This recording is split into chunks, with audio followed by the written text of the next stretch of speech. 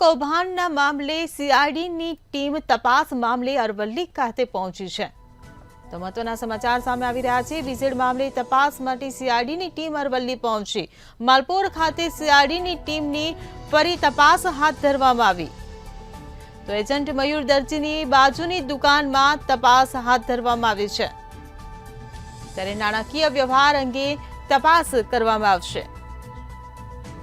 તો રોકાણકારોની યાદી સાથે નિવેદન લેવાની કાર્યવાહી હાથ ધરવામાં આવી છે। તો મહત્વના સમાચાર મળી રહ્યા છે। બીઝેડ મામલે તપાસ માટે સીઆઈડીની ટીમ ફરી અરવલ્લી ખાતે પહોંચી છે। માલપુર ખાતે સીઆઈડીની ટીમની ફરી તપાસ હાથ ધરવામાં આવી છે। ત્યારે એજન્ટ મયુર દરજીની બાજુની દુકાનમાં તપાસ કરવામાં આવી રહી છે। તો નાણાકીય વ્યવહાર અંગે તપાસ કરવામાં આવશે।